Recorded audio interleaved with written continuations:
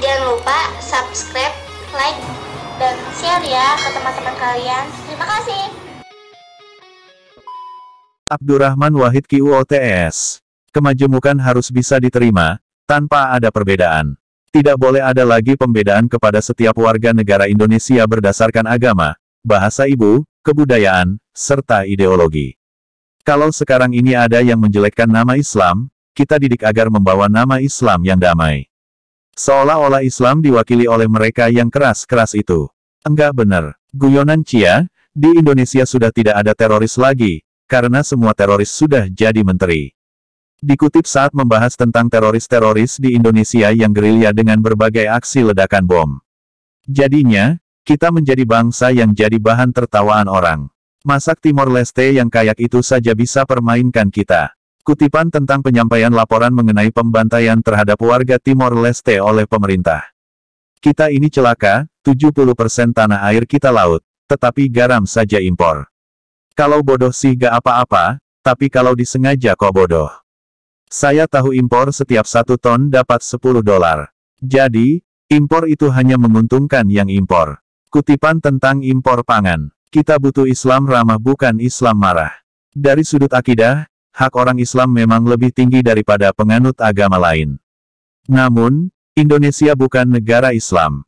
Menyesali nasib tidak akan mengubah keadaan. Terus berkarya dan bekerjalah yang membuat kita berharga. Tidak penting apapun agama atau sukumu, kalau kamu bisa melakukan sesuatu yang baik untuk semua orang, orang tidak pernah tanya apa agamamu. Bukankah dengan demikian menjadi jelas bagi kita bahwa menerima perbedaan pendapat dan asal-muasal bukanlah tanda kelemahan, melainkan menunjukkan kekuatan. Marilah kita bangun bangsa dan kita hindarkan pertikaian yang sering terjadi dalam sejarah. Inilah esensi tugas kesejarahan kita, yang tidak boleh kita lupakan sama sekali. Abdurrahman Wahid, Presiden Indonesia. Sejarah lama kita sebagai bangsa memang sangat menarik. Rasa tertarik itu timbul dari kenyataan bahwa yang ditulis sering tidak sama dengan yang terjadi. Dengan kata lain, sejarah masa lalu sering dijadikan sebagai alat legitimasi kekuasaan. Mau tidak mau kita lalu harus memilih antara dua versi sejarah. Versi perbedaan agamakah, atau versi pertentangan akibat ambisi-ambisi pribadi. Dari sinilah kita lalu terjebak oleh keharusan membaca sejarah lama dalam versi yang berbeda-beda. Ini adalah akibat langsung akan kesenangan bangsa kita atas lambang-lambang kesejarahan. Catatan sejarah hampir-hampir tidak dibuat, dengan demikian kita lalu harus meraba-raba masa lampau kita sendiri.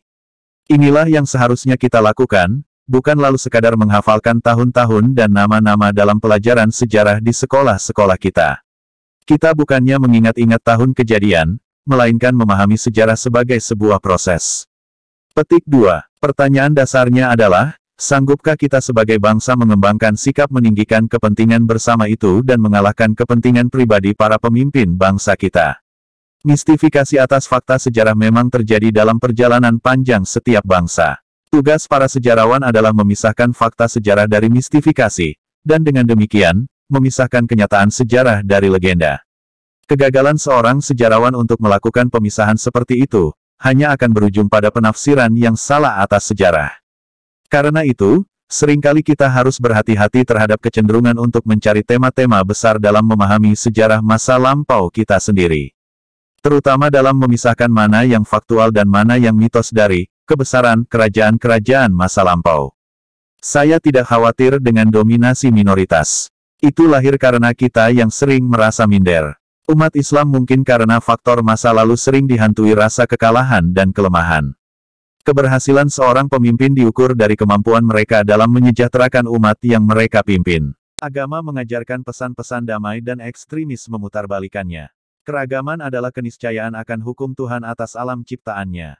Kalau Anda tidak ingin dibatasi, janganlah Anda membatasi. Kita sendirilah yang harusnya tahu batas kita masing-masing. Pemahaman apapun yang berbeda apalagi bertentangan bisa menjadi bibit-bibit perpecahan dan persatuan bangsa. Tidak ada TKI yang ilegal, yang ada adalah negara melakukan pembiaran-pembiaran terhadap tumpah darah bangsanya. Guru spiritual saya adalah realitas. Dan guru realitas saya adalah spiritualitas. Petik 2. Dalam hidup nyata dan dalam perjuangan yang tak mudah, kita bukan tokoh dalam dongeng dan mitos yang gagah berani dan penuh sifat kepahlawanan. Kita, yang bukan tokoh mitos, yang punya anak, istri, dan keluarga, mengenal rasa takut.